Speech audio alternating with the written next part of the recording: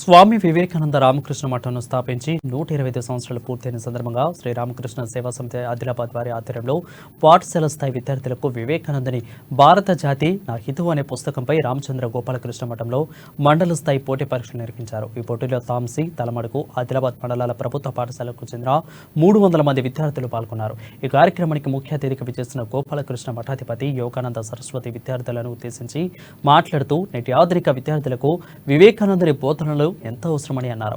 ఈ పుస్తకం ద్వారా విద్యార్థులలో ఆత్మవిశ్వాసం, ఏకాగ్రత, శ్రద్ధ, త్యాగం, సేవాభావాలతో పాటు దేశశక్తి పెంపొందించడంతో పాటు ఆత్మన్యూన్యత భావాలు తొలగిపోయి ఉన్నత లక్ష్యాలను చేరేందుకు ఎంతో దోహదపడుతుందని తెలిపారు. విద్యార్థులు స్వామి వివేకానంద జీవితాన్ని ఆదర్శంగా తీసుకోవాలని సూచించారు. తర్వాత పోటీ పరీక్షల ప్రశ్నాపత్రాలు విడుదల చేయాలని అన్నారు. అయితే ఈ కార్యక్రమంలో సమితి అధ్యక్షులు ఆర్ఏ భూమన, ప్రధాన కార్యదర్శి కోరెడ్డి లెని, జాయింట్ సెక్రటరీ లస్మయ్య, అదేవిధంగా సభ్యులు హనుమాన్లు, శ్రీధర్, త్రివేణి, వర్షిణి, ఉపాధ్యాయులు మధు, రవీందర్, శ్రీనివాసాచారి, వినోద్, రాధా తదితరులు పాల్గొన్నారు.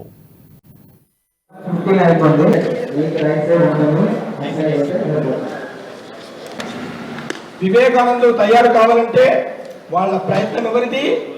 రామకృష్ణ పరమహంస గురువు గారు. గురువులు ఆయనను తయారు చేశారు.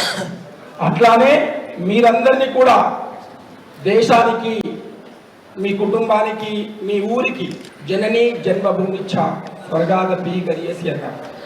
మన సొంత భూమి ఏ ఊర్లోనైతే మనం పుట్టామో ఆ ఊరిని ఎవ్వరూ మర్చిపోకుండా మీరు ఎక్కడున్నా ఏం చదివినా తప్పకుండా మీ సొంత ఊరికి, మీ గ్రామానికి, మీ కుటుంబానికి, మీ కులానికి అన్ని మంచి చేయాలి. ఎప్పుడు కూడా మీరు మర్చిపోవద్దు మీ సొంత ఊరిని, ఎప్పుడు కూడా మర్చిపోవద్దు మీ కులాన్ని, మీ కుటుంబ వ్యవస్థ. అందరికీ మంచి జరిగే ప్రయత్నం చేయాలి.